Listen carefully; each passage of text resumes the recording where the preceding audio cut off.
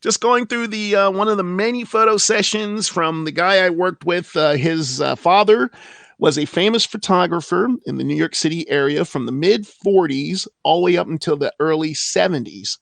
So most of the music performers back then and regular personalities, he worked with the record labels. He worked with magazines. He worked as a freelancer. He was the paparazzi before there was a paparazzi. Wow, nice, nice. Oh Those are yeah. some great shots. Those are some really nice natural shots. Oh yeah. Well, that was his thing. He would always try to get in there and be and just logically, don't let the photographer get in the way of the action. Was his whole way of doing it. So Yeah. it was awesome. Yeah, my father was a bit of a DJ Oh when wow. he was younger. Yeah, between the ages of about 14 and 16. He was at a little tiny radio station down in St. Catharines, and the radio Cool. station was always across the street from, little dive, little diner junkie, type place. And he would pre-record most of his stuff. Right. Like he'd spin the records and pre-record onto reel to reel, Ha. and then he'd get the machine going, including his introducing the songs and his talkovers and everything.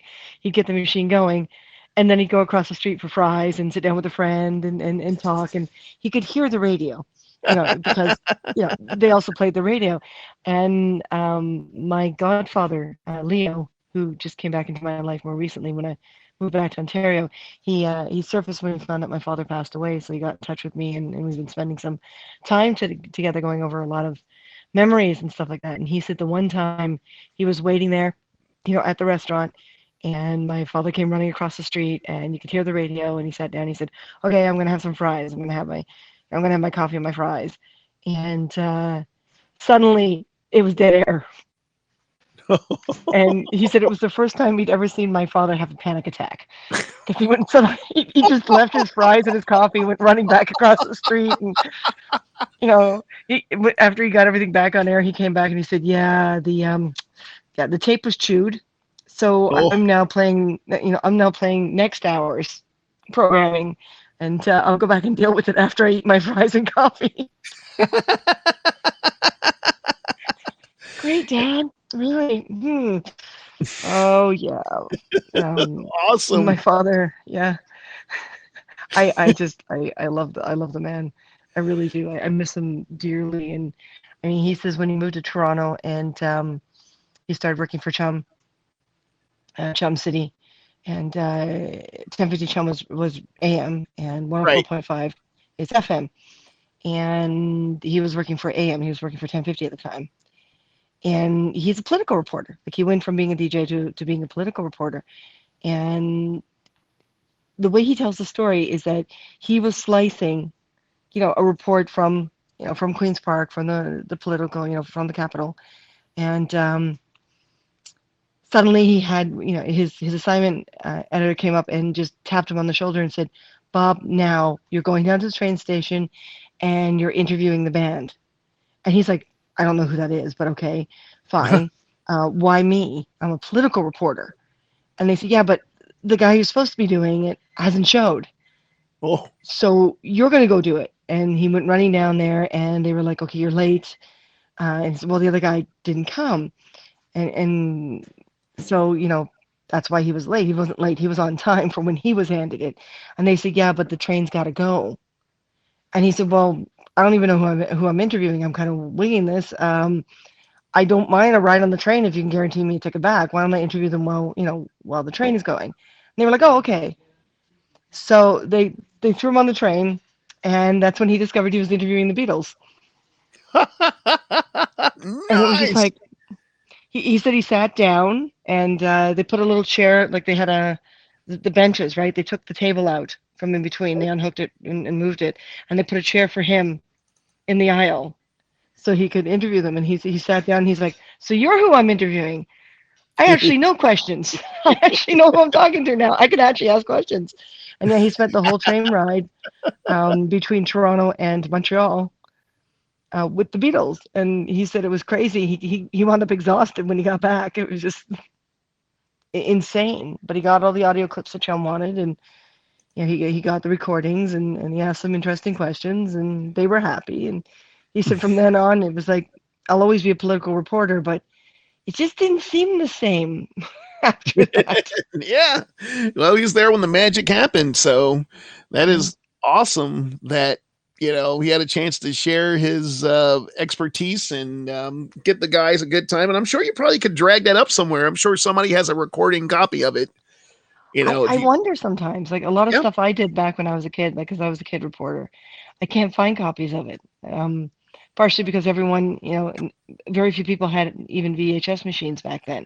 right, It wasn't until the mid '80s that we started seeing VHS machines as a standard in our homes. But right. but yeah, I stumbled on when I cleaned up his place. I stumbled on a recording of me. I don't know how young, with a microphone. It sounded like I was running around the house trying to interview my siblings. And it's I'm sitting there going, oh my God, I sounded like that. Oh, why? It was really scary listening to myself at that young an age running around, and you can hear my brother going, no. I'm like, come on, I want to interview you. No. Like he's 4 years younger than me, right? So he's Right. this little tiny 2-year old. He's like, no, no. And that's it, like there's a good 5 minutes of just my younger brother's voice going, no, Now you no. record it. You put that digitally now, so where you can put that in a card, and when he opens it up for a gift or something, he just no, yeah, No, yeah. no. Come on, Bruce. No. Come on. No.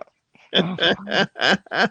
Eventually, you hear my little feet moving around the house, and you hear my sister going, "What are you doing?" I'm like, okay, you. I'm gonna interview you, and she's like, "Why?"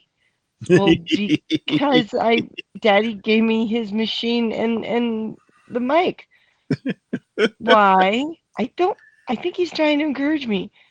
Why? I don't know. Do you want to talk into the mic or not? The youngest two were always difficult. Yeah, Always. they Even with always are. adults, they both are. My older brother eventually said, "Yeah, sure, I'll talk about my trains." And you can hear him on there talking about his train set and everything. And I'm like, "That's cool. Now I have an interview." But I have There to go you through the go. younger ones first, apparently. So you didn't want to go down the radio path yourself, then? Um, I was bullied a lot as a kid, and we were always moving. Every second year, we were always moving. Okay, And you get to a point where you kind of feel like a military brat, even though you're not in the military. Um, true. my father was Air Force originally, so that's where he fell in love with radios. Is he was a radio operator in the Air Force, and I just I wanted to do this. I mean, you're seeing a rare thing. I'm on here and I don't have makeup on, and I'm wearing a hat partially because there is a very large lump on the back of my head from wiping out in the ice. Oh, Um, yeah, I spent a good portion of today in the hospital instead of getting oh, work done. and you're Um, and you're any. They just said pretty much rest. And no. well, I'm not reading the comments, and when I go on tonight, Ah, Martin's going to read all the comments because apparently it's okay to have a screen. I'm trying to hold it really far away from me, okay, but I'm not supposed to be stressing that part of the brain because of ah, COVID. There are a lot of things they're not doing in okay. emergency. So yeah, you don't have So to. they didn't do an MRI or anything. They didn't do any kind of actual checking because the hospital's backlogged with all the COVID stuff. Right. So they just made sure that I can squeeze the hand and resist the pull of of the doctor's pull, but yeah, it hurts. Yeah. It really hurts. Ouch. I'll put makeup on for my broadcast. There you I'll go. just put Oh my no, weird mug on yours without the makeup. trust Um, me, we're makeup free. I didn't shave. I'm wearing an old t-shirt. I mean, we're casual around here. You see, I'm oh, I broadcasting from see. my bedroom that the bed's not made. There's stuff everywhere. This is this is not a posh broadcast here. So Well, and this is it. I just this is against my rules, but that's how my brain.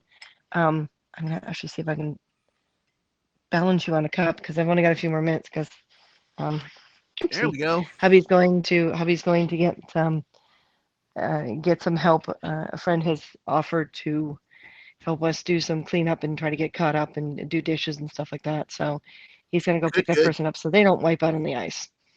Oh Um, boy. and then we're going to try to see if we can catch up for a day and a half, 2 days worth of work that didn't happen because I Yeah. wiped out yesterday. Well, I was gonna I, say, what are you you know, doing now? Because I know you work for the movies. Is that you do props and things? yeah. And this is it. When when my father said, okay, he wanted me to do being a reporter, and he used to say he has a face for radio, which is why he never went in front of a camera. Um, he Yeah. did do he did do training and stuff like that, and there were times where he was in front of the camera. He used to media train corporations and their staff, but yeah, he used to say he has a face for radio, and and then he looked at me and said, "But you have a face for TV." So he tried to coax me into being a TV reporter, and I couldn't do it. I I just it was really depressing. I'm one of these sensitive types, so Mhm. I'm a big city toughie, but I'm still sensitive. You heading off to get her? Yeah. Okay. When I'm just gonna go a little bit longer, and then I guess I'm gonna try to turn on the computer and try not to read things. Right. The hell! I just like ugh. I don't know. I have all these videos and photos from the new online store that didn't get done because of this. Right. But and I'm gonna change. We had this whole Valentine's Day thing that we were doing for our sponsors, and this I'm not sure about because she says it could take days because of how big and yeah, I really hit myself hard. Ooh. So she's suggesting that I don't get into costume for at least a few days to kind of Right. because the whole elf outfit involves a wig and I have to make new ears and of course we didn't get to that because I wiped out yesterday. So yeah, Ooh. we're going to change our plans. So I'm going to announce that tonight and let people know how we're changing our plans so that I don't completely aggravate this. Yeah. Because I really, yeah, I kind of like my head where it is. Oh my goodness. And it's another Yeah. reason why we have to move out of here. But no, I met Martin in 1987 and I was already acting and costuming and I was already doing, yeah, I've been doing it since I was 8. So it's natural for me to just, I don't know any other world. Whenever I've tried to get a mundane job, someone says, get a job. I can't. It's just, I Mhm. can't. I Right. suffocate. I just die inside, right? Right. So, yeah, I've been a camera person with City Pulse News, City TV. I was a tape operator for Much Music. Much I've music. I love I've that been, station. do Remember you? Much Music? Yeah. I yeah, back in my radio days and things, I Much Music was so much better in MTV. I thought so. Yeah. And the staff there was great. Like we were family. And Yeah. that's the one thing I really do like about this industry is you become a family. It's hard though when a show wraps or a movie's done, because you made a family, and now you got to leave it. And you Yeah. may see one or two of them at the next gig. You may not. Mhm. Um, but we moved back to Toronto. We moved out to BC in 2000, the end of 2001, beginning of 2002, and we moved back to Toronto recently, about a year and a half, almost 2 years now ago, and just before that first lockdown. Mhm. Mm. Ee, So the timing. shop we were brought back for went under, Oh. Ooh. and our large laser cutter and a lot of our equipment that we managed to hold on to is in a friend's garage doing nothing. So we got a smaller Ugh. laser cutter now and a smaller 3D printer than the big ones that we were working with before, and kind of reteaching ourselves because even though they're the same machine, they're not. There's such a difference. Right. And, like the laser cutter is a water cooled. This one is a water cooled, whereas the big guy is all air cooled, big fans and stuff. It's noisy as all hell, which is Yeah, I can great because imagine. yeah. Um, but and this one doesn't have a rotary tool, so we can't engrave circular things on this one, right? Or we can't cut circular things on this one. We can on the other one. So we're not going to give it up. It's just going to sit there, and hopefully we can sometime in the future give a home to it Right. so it can get used again. But yeah, so we're prop makers and special skills actors. as No. well as professional cosplayers, which I think is weird, but if that's what they want to call us, if they'll bring us out to the convention, we'll bring us out to the convention, right? Right. But yeah, we haven't. They've canceled all the conventions and all the Yes. festivals. I haven't swung my sword or handled the guns in ages, so I've got to probably have to reteach my muscles when everything starts back up again. What it's supposed to do. Um, but yeah, it's pretty scary for us right now. So we're getting our first online store. Canadian company, Canadian government approached a Canadian company, web design company, and said these are the type of businesses we got to coax online. Hmm. So yeah, we're gonna build things a little more casually, a little more not as high pressure because Right. it's stuff that's coming out of our head as opposed to a production saying it must be. So it's kind of Hmm. weird, Martin and I sitting there looking at polymer clays and going, what's in our head?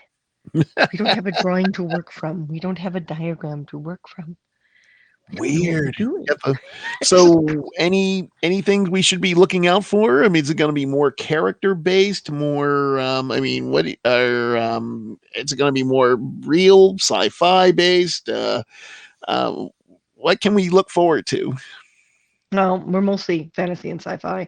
We've been making a lot of characters over the past few years uh, that are fairy based. So I've got my Maleficent, and then we've got our Queen Maeve, which is like butterfly wings, and they're mechanical. The wings flap, and the Maleficent wings open up and close up and stuff like that. Oh, And we've always made them for ourselves. So and then teach people how to make their own, or at least show them during a panel. And that's we would get paid to go to a convention to show people that. And we got to thinking about it, and we thought, you know what, these great little things are a good way to start this store. But right, people have been asking about mechanical wings. But because we've always made it for ourselves, we've never really thought what happens when it goes somewhere. right, Like even if we make something for a production, the production calls us up. They're no more than an hour drive away. This broke. This doesn't have to be shown. So fudge this. Don't go all the detail on that. right. Don't paint this because our guys need to paint it to match the costume department or whatever.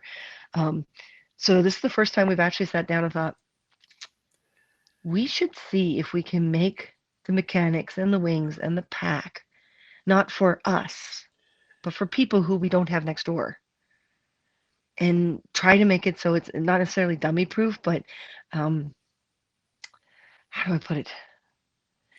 Easy to fix. Like if someone calls and says this went wrong, we can talk them through it Right. and look better because we don't think about how it looks when we put it together. We Right. don't care what it looks like inside it. We don't even care when we show other people because they're just interested in how it was done. So there's like hot glue and broken things here and things moved and adjustments here and blah blah blah. So we've been thinking now that we're going to have this online store and the government's paying for this web designer to set the store up for us using Square because we already have a Square account. Right. Um, and we're going to do all these little things to get the store going, and then we're going to sit down and make a new pair of wings. Just one completely pair of wings designed to go to someone else and Right. rethink what we've been doing because that may wind up being our thing. We don't know. But Right. people are asking about them. We just got to figure out how to make them so that when we ship them out, the customer's getting something that's nice and clean and not artistic on the inside, I guess Right. is the best way to put it. But we've been experimenting with my monarch wings because of COVID. Some supplies are hard to get. So Wow. we've been experimenting with different stuff, different That's different crazy techniques, different how much work materials. you gotta put into that. I mean, it just seems like, most people feel that, you sit at a table, you cobble something out, and it's done, and you send it off to China and get it mass produced. But, in Canada, the one thing I love about your government and the way Canada is they're really into Canadian content and keeping things within the country there. And it shows in the To a music, it shows in certain the degree, commerce and everything else. yeah. Not like America. America, they'll say they they don't care. Keep it cheap and move it. We don't care if we're going to close this company over here. Don't, sucks to But it be you. makes it really difficult to sell though. We've lost so Yeah. many productions simply because they didn't get an American audience fast enough. Huh? Well, I mean, There's not enough money in this country. There just isn't enough money. really? So yeah, yeah, I we've guess lost, like, I mean, Forever Night. I don't know if you're familiar with Forever Night. See, nope. Oh, it was um it was a vampire cop who always had the night shift, of course, of course. and it was very distinctly shot in Toronto, and it was actually really brilliant the way they worked around it because he's trying not to ever drink blood again. So he's always experimenting. Every episode, he's experimenting with something equal to blood. But he compares the taste of pig blood with cow blood, and it's kind of lighthearted in that way. But he's got a lot of vampire friends who don't like this. But Right. he's a cop, so it's great because he can go into a criminal situation. He's always trying to shake his partner so that he can go into a situation, and if he gets shot, it's no big deal as Right. long as it's not a silver bullet, right? And oh, sorry, that's werewolves. But Because they stake through the heart. Yeah. it was quite the show, and it managed to go 5 seasons, which we were all very happy for. Woohoo. But the U.S. didn't pick it up until it reached season 4, Oh and by no. then they'd already had 4 seasons under the belt, and the expenses were way too big. The reason the 5th season wasn't, why it didn't continue, it's not because of the story or the content. It's simply because there wasn't enough money. Right. So it made much more money in reruns after the fact by being distributed through the United States. And even then, it didn't get Oh, full distribution. And that's common with most Canadian productions. They never really make the cake unless they have an American producer. If they have an American producer, then it's American money. interesting. Did not Yeah. realize it was that tied to us down here, down south here. Our Very whole industry interesting. is our whole industry is tied to you guys. Wow. Most of us know about American television and American history, a hell of a lot more than Americans know about Canadians, Yeah, I was gonna which is say, scary. just came across the song. What's it? The show. Is it the one with the horse whisperer, the gal? Heart.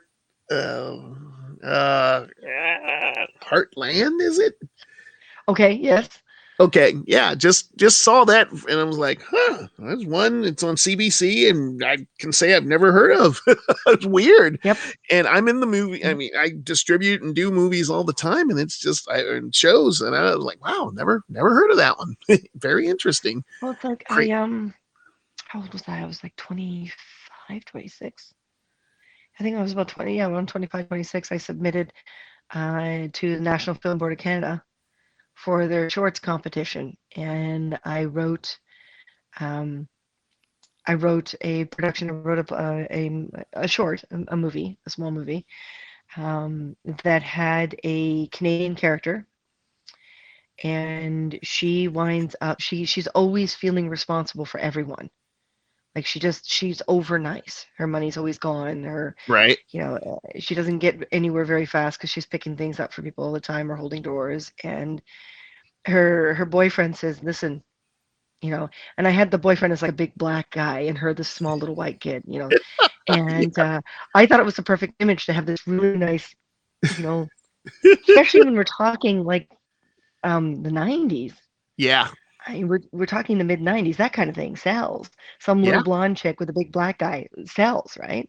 Of course. So he finally says to her on their anniversary, their dating anniversary, "I'm done. You're going to go to a psychic and you're going to go and sit down, and the psychic's going to tell you whether or not this is smart, because I don't think it's smart. And I'd like to have more time with you, even more so." And so he brings her over to a past life reader, and the past life reader regresses her Right. into her history. So the whole thing within the first 5 to 10 minutes switches to her being in the South as a Southern belle Oh. and mistreating her slaves. Oh. That's So she's definitely a carried, yeah, she's carried her guilt over to her modern life, okay. right? And that's Wow. why she's doing all this stuff, and that's why she's got a black boyfriend, and that's why everything in her life is completely based on her making up for the other life. And I Oh. capitalized on the theory that if you got a really bad past life regressionist, if they regress you, if you prefer your past life, there's a good chance that you're not coming back. Oh, Right? Some people say that right, they come back to modern day, but they left a piece of them behind. right. So they become a different person after they've been regressed. And Huh. I've never experienced it, but I've seen it. Right, right. I've heard about it. People claim that this is what's happening. So I decided to capitalize on that, and I left it at the end with her still in the South, with her still back Huh. there, with her boyfriend's one of the slaves she's been abusing, and fixing everything Wow. back then. Now, So see, I left it. Is she the Southerner, and she's dreaming of the future, right. or is she the future and she's stuck in a past life? Because I never finished it by bringing her back. Oh, so I where's this? submitted it. Yeah, Uh, um, I submitted it, and I was very confident. And the person who encouraged me to submit it was very confident. right. And the other judges, when they looked at all the submissions, felt that mine was too American based. Oh, jeez. It wasn't Canadian enough.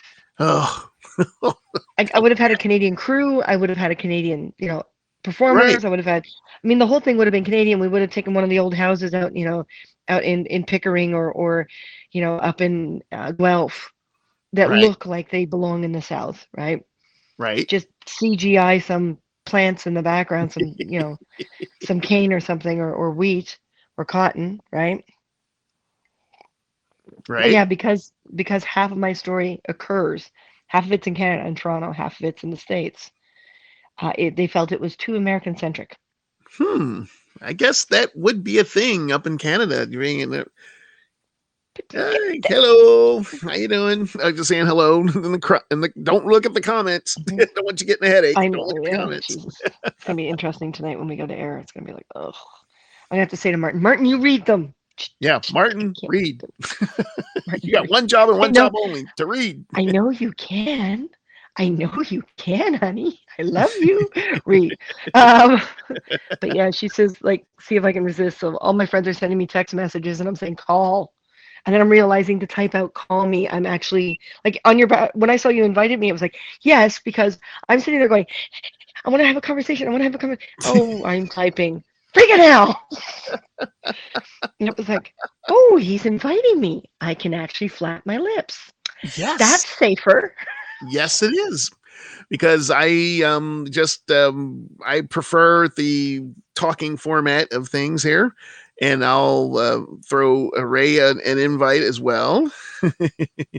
Give one to the nice lady as well, Nice. and yeah. Karma, yeah. See, I went and read the comments. Oh, no. And Oh yeah, no! my eyes Don't just sort of read went, the comments. Don't do it. oh, Pretend they're not there. I don't know if you can, but yeah, it's big. It, Oof. yeah, You must. I mean, yeah. just yeah. That gotta. Yeah, I'm in the. I whiplashed onto the ground. I fell Oh. back, and my head came last. So my shoulders and my neck hit first, and then my head. Boom. Ooh. And yeah, it's another reason not to be in this building anymore. Ugh, Yeah. man, that's one of the main reasons I don't live in Pennsylvania anymore because my reflexes are not what they used to be. My knees are garbage. I mean, I walk bad enough here in Arizona where it's 70 degrees outside. I'm gimping Mm, along. I can imagine hitting a patch of ice and how I would be feeling after that. It's just ouch. Yeah, ouch. Exactly. yeah, it's so tonight I'm gonna have to resist, but I'm gonna let you go on to other people. As much as I'd Okay. love to take part in the group chat, he's gonna be back with a friend, and I really have to try to brave that computer and try not to hurt my head any further. I'm just happy that the doctor said it's a minor concussion.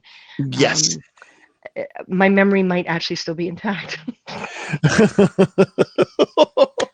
Well, hang in there. We're pulling for you. Prayers and be safe and do not read the comments. No matter what you do in life, do not read the comments.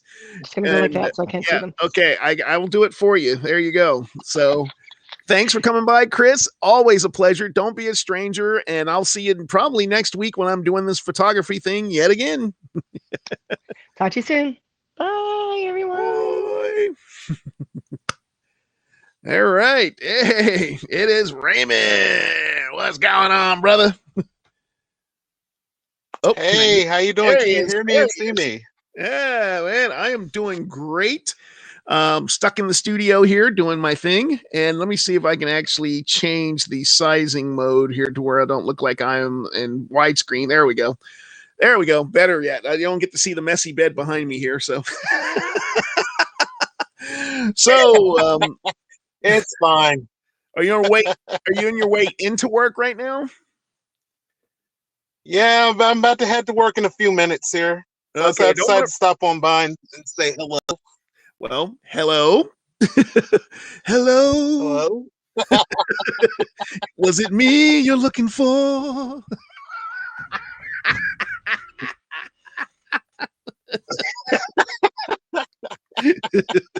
Bravo. Thank you. Be here all week, folks. Make sure you tip me. Yeah, said tipping your waitress, tip me.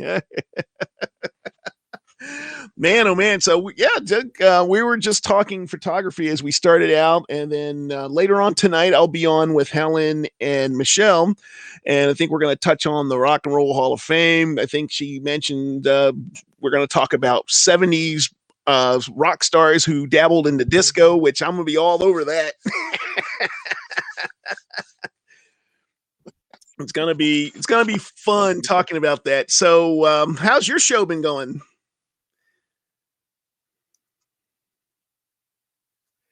Oh, can you hear me? Oh, couldn't hear you. I said sound there. Okay, I said, how's your show going? Got it? A little bit choppy.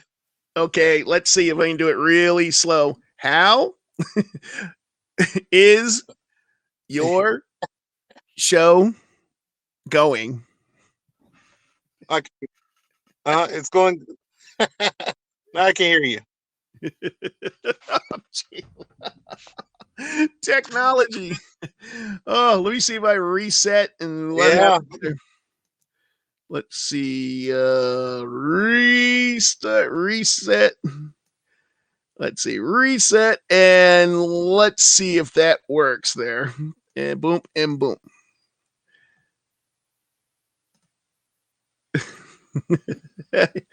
There we go. Oh, I think I lost him. Oh, there we go. You got it? Now, can you hear me okay now?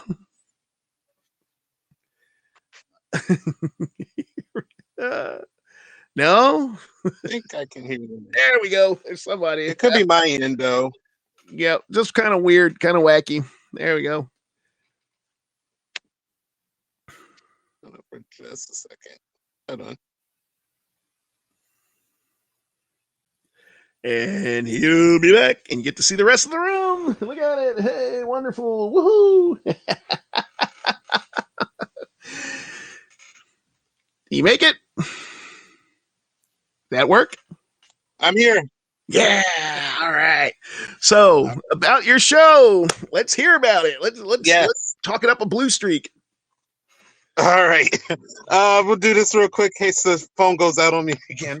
It's called A Ray of Sunshine. It's every Monday through Wednesday, 1 p.m. Eastern, here on Hats, Periscope, and Twitter. And usually I just go on and bring on positive stories, positive videos, and positive interactions. So every Monday I'll do positive stories, Tuesday positive videos, and Wednesday have a positivity Q&A session Awesome. with the group. Yes, and usually I try to promote stuff that doesn't get recognized, and positive stories that doesn't get recognized. So that's the main focus of the show. Oh, that is so well needed on these programs, because everybody is just spewing the, hey, there's this and this is wrong and this sucks, and you get tired of it. You just get worn down, man. And I figure with the weather being what it is, and it's cold enough to walk from your house to your car. And, it's just so much stressors. There's work, there's this, there's COVID, there's all this negativity. Somebody coming above the fray and actually saying, yo, this is going to be good stuff, good news. Here you go. Taking a 180 away from the negativity, nothing but two thumbs up, man. And one of these days, I could actually catch it because you're on when I'm out. We're doing our job, selling stuff online and stuff, and they don't let us play a lot of stuff in the Goodwill there. So it's like I have to catch the replay. Bloop. But Right. I've been catching them. Some great. I say all the. Yeah, I say all the time, thank you to the replay people, because I know it's during the afternoon and people are working and everything, but I still appreciate the replay people for watching also. Yes, because you got to give us some love there, because there's a lot of us that our schedules are weird. And now that I'm working back with the Suns, I mean, I worked 2 games this week, and the time is just getting back to being rush, and I don't get a lot of downtime, as you can tell. Oh yeah. So that's always a good thing, to keep busy. It's always a good thing. Exactly. All right. So thanks for checking in. I'm going to call it on this end, save some for later, because I'll give myself 2 hours and we're at the 2:09 mark. So I had to hang around and get you in, and so you can let everybody know what's up. And I thank you for hanging in there and hanging out with me. So again, I will see you hopefully live on your show. And give me that invite. No problem. Thank you for inviting me. Oh, hey, your family, man. Everybody says, hey. See, you can be my son, be like, hey, there you go, folks. There you go. Woo! Woo! All right, I really appreciate it. Thank you for inviting me. Thank you very much. And you take care of yourselves, and everybody else take care as well. I'm out. Raymond, you want to do the oh, you already got it. All right, guys. So that's going to do it for me today. Thanks for each and every one of you guys for popping in here, adding to the flavor that is the stew of this program. So for the staff management, anyone even remotely associated with this production is this PhD of old school saying, hey, you see no beauty in the world, out and make some beauty. I'm out of here. You guys take care of yourselves. Hopefully I will see you all later tonight as I join in with the music roundtable of talk where Michelle and Helen. And if you guys don't follow them, you will, you follow me, you'll follow them, because I'll pop up on their show later tonight. So again, thank you all for being wonderful individuals, for that love of music and for the history of what's come before us, and for all the innovators and people that made this whole thing possible. Give thanks to them, give thanks to the creator, give thanks to yourself. So if you guys are not doing good things, go out and do good things. All right. I will see you again soon. Love each and every one of you. Be good.